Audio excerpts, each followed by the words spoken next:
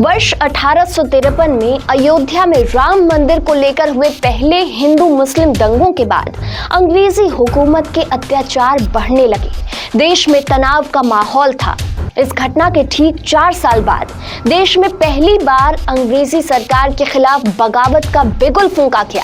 मेरठ छावनी में अंग्रेजी सेना में शामिल हिंदू मुस्लिम सिपाहियों ने गाय सुअर की चर्बी के नाम पर बंदूक की गोली को मुंह से लगाने से इनकार कर दिया। सिपाही विद्रोह की आग में पहले उत्तर प्रदेश और फिर देश जलने लगा। लाहौर से लेकर दिल्ली तक सेना में खिलाफत शुरू हुआ। विद्रोह की इस चिंगारी ने देश में आजादी की कसमसाहट पैदा की। देश में आजादी की चर्चा होने लगी। इस दरमियान हिंदू मुस्लिम का मुद्दा पीछे छूट गया। देश को आजाद कराने की जंग की शुरुआत हुई। 1857 से लेकर 1947 तक यानी 90 साल का वक्त लगा, जब विद्रोह की चिंगारी ने भभकती आग का रूप लेकर देश से अंग्रेजी शासन को समाप्त करा दिया। आजादी के ठीक 2 साल बाद अयोध्या एक बार फिर गरमाई। देश आजाद हो चुका था। धर्म के नाम पर देश के 2 टुकड़े हो चुके थे। मुसलमानों को पाकिस्तान दिया गया। पाकिस्तान से इसके बाद से ही हिंदुओं पर अत्याचार की खबरें आने लगी, कुछ कच्ची तो कुछ पक्की। इन खबरों के बीच हिंदुओं की महत्वाकांक्षा भी जोर पकड़ने लगी। वर्ष 1949 में कुछ ऐसा हुआ जिसने अयोध्या समेत देश को गरमा दिया। वो 22-23 दिसंबर 1949 की रात थी। अचानक अयोध्या में खबर फैली कि बाबरी मस्जिद के गर्भगृह में रामलला प्रकट हो गए हैं। देखते ही देखते ये खबर आग की तरह फैल गई। चारों तरफ भय प्रकट कृपाला, दीन दयाला, कौशल्या हितकारी, हर्षित महतारी, मुनि मनहारी, अद्भुत रूप विचारी का पाठ होने लगा। अयोध्या में करीब 500 सालों से भय प्रकट कृपाला का पाठ होता रहा है, लेकिन 23 दिसंबर 1949 की सुबह अयोध्या में इन चौपाइयों के मायने बदल गए थे। भोर होने से पहले ये बात जंगल में लगी आग की तरह फैल रही थी कि भगवान राम प्रकट हो गए हैं। रघुकुल कुलभूषण बाल रूप में जन्मभूमि स्थान मंदिर के गर्भगृह में पधार चुके थे। भक्तगण भय प्रकट कृपाला गा रहे थे।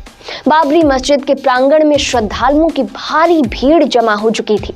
प्रभु श्री राम के बाल रूप के दर्शन के लिए वहां पर भारी भीड़ जमा थी। बस सब कह रहे थे भगवान प्रकट हुए हैं। अयोध्या थाने के एसएचओ रामदेव दुबे रूटीन जांच के लिए बाबरी मस्जिद परिसर के पास सुबह 7 बजे पहुंचे। प्रभु रामलला के प्रकट होने की सूचना पर तब तक सैकड़ों लोग पहुंच चुके थे। दोपहर होते होते ये भीड़ बढ़कर 5000 तक पहुंच गई। अयोध्या के आसपास के गांवों तक ये सूचना पहुंच चुकी थी। मंदिरों में शंख बजाए जा रहे थे। श्रद्धालुओं का हुजूम गांवों से निकलकर मस्जिद की तरफ टूट पड़ा।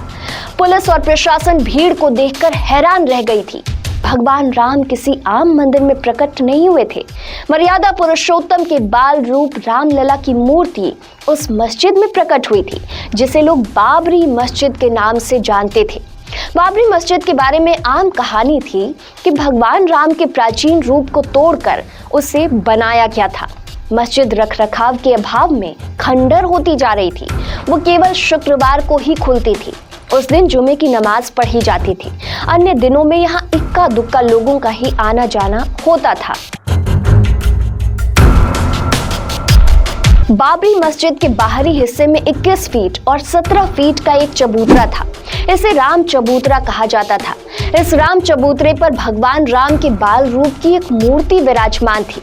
इनके दर्शन के लिए उस समय उतने ही लोग जुटते थे जितने अयोध्या में किसी अन्य मंदिर, मठ या आश्रम में जुटते थे। रामलला के प्रकटीकरण ने पूरी स्थिति ही बदल दी। 23 दिसंबर 1949 की सुबह बाबरी मस्जिद के मुख्य गुंबद के ठीक नीचे वाले कमरे में वही मूर्ति प्रकट हुई थी जो कई दशकों या सदियों से राम चबूतरे पर विराजमान थी। उनके लिए वहीं की सीता रसोई या कौशल्या रसोई में भोग बनता था। राम चबूतरा और सीता रसोई निर्मोही अखाड़ा के नियंत्रण में थी। इसी अखाड़े के साधु सन्यासी वहां पर पूजा पाठ और अन्य विधान करते थे।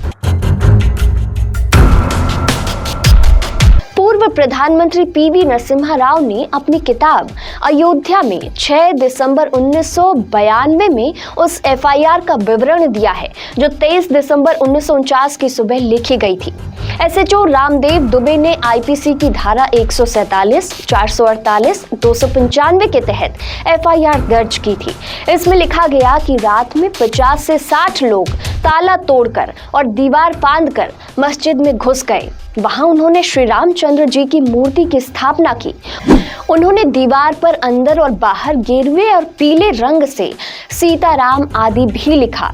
उस समय ड्यूटी पर तैनात कांस्टेबल ने उन्हें ऐसा करने से मना किया, लेकिन उन्होंने उसकी बात नहीं सुनी। वहां तैनात पीएससी को भी बुलाया गया, लेकिन उस समय तक वे मंदिर में प्रवेश कर चुके थे। अयोध्या में घटी घटना ने देश भर में हड़कंप मचा दिया। घटना भले ही अयोध्या में घटी थी, लेकिन इसका असर पूरे देश पर पड़ना था। पहले बात लखनऊ तक पहुंची और फिर दिल्ली तक। हर तरफ अफरा तफरी मच गई। उस समय देश के प्रधानमंत्री पंडित जवाहरलाल नेहरू और गृह मंत्री सरदार वल्लभ भाई पटेल थे। वहीं यूपी में मुख्यमंत्री पंडित गोविंद वल्लभ पंत और गृह मंत्री लाल बहादुर शास्त्री थे। देश में संविधान लागू नहीं हुआ था। इसके बावजूद देश और राज्य की सरकार ने तय किया कि अयोध्या में जो हुआ उचित नहीं हुआ। दोनों समुदायों की परस्पर सहमति या कोर्ट के आदेश से विवाद का हल निकले, इसे उचित माना गया। धोखे से किसी दूसरे समुदाय के पूजा स्थल पर कब्जा कर लेने को सरकार ने ठीक नहीं माना। केंद्र और राज्य सरकार ने तय किया कि अयोध्या में पूर्व स्थिति बहाल की जाए। सरकार का आदेश मानने से डीएम ने इनकार कर दिया। उत्तर प्रदेश के तत्कालीन मुख्य सचिव भगवान सहाय ने फैजाबाद के जिलाधिकारी और उपायुक्त के नायर को लिखित आदेश दिया कि अयोध्या में पूर्व स्थिति बहाल की जाए। इस आदेश के तहत रामलला की मूर्ति को मस्जिद से निकालकर फिर से राम चबूतरे पर रखवाने को कहा गया। सरकार का ये आदेश 23 दिसंबर 1949 को ही दोपहर 2:30 बजे डीएम के नायर तक पहुंचा दिया गया। मुख्य सचिव का आदेश था कि इसके लिए बल प्रयोग भी करना पड़े तो संकोच ना किया जाए। अयोध्या डीएम के नायर ने सरकार का आदेश मानने से मना कर दिया। डीएम नायर ने मुख्य सचिव भगवान सहाय को अपना जवाब भेजा। इसमें कहा कि रामलला की मूर्तियों को गर्भगृह से निकालकर राम चबूतरे पर ले जाना संभव नहीं। ऐसा करने से अयोध्या, फैजाबाद और आसपास के गांवों, कस्बों में कानून व्यवस्था की स्थिति बिगड़ सकती है। डीएम ने कहा कि जिला प्रशासन के अधिकारियों, यहां तक कि पुलिस वालों की जान की गारंटी भी नहीं दी जा सकती। डीएम ने सरकार को बताया कि अयोध्या में ऐसा पुजारी मिलना असंभव है जो विधि पूर्वक रामलला की मूर्तियों को गर्भगृह से हटाने को तैयार हो। इसके लिए अपने इहलोक के साथ साथ परलोक को भी बिगाड़े। यूपी की गोविंद वल्लभ पंत सरकार डीएम नायर के तर्कों से सहमत नहीं हुई। सरकार की ओर से दोबारा आदेश दिया गया कि पुरानी स्थिति बहाल की जाए। जवाब में के नायर ने 27 दिसंबर 1949 को दूसरी चिट्ठी लिखी। इसमें उन्होंने इस्तीफे की पेशकश की, साथ ही साथ सरकार के लिए एक रास्ता भी सुझा दिया। डीएम नायर ने सरकार को सलाह दी कि विस्फोटक हालात को काबू में करने के लिए इस मसले को कोर्ट पर छोड़ा जा सकता है। कोर्ट का फैसला आने तक विवादित ढांचे के बाहर एक जालीनुमा गेट लगाया जा सकता है, जहां से श्रद्धालु रामलला के दर्शन तो कर सकते हैं, लेकिन अंदर प्रवेश नहीं कर सकते। रामलला की नियमित पूजा और भोग लगाने के लिए नियुक्त पुजारियों की संख्या 3 से घटाकर 1 की जा सकती है। विवादित ढांचे के आसपास सुरक्षा का घेरा सख्त करके उत्पातियों को वहां फटकने से रोका जा सकता है। जवाहरलाल नेहरू और पंत सरकार ने डीएम नायर का इस्तीफा अस्वीकार कर दिया। डीएम की ओर से दिए गए सुझावों पर अमल किया गया। इस तरह रामलला की मूर्ति बाबरी मस्जिद के गर्भगृह में रह गई। उस विवाद के बाद बीजारोपण हो गया, जिसने आगे चलकर देश की राजनीतिक और धार्मिक दिशा को ही बदल कर रख दिया। फिलहाल वीडियो में इतना ही। अगले एपिसोड में आपको राम मंदिर निर्माण से जुड़ी और भी कहानियां बताएंगे। देखते रहिए पंचतत्व। नमस्कार।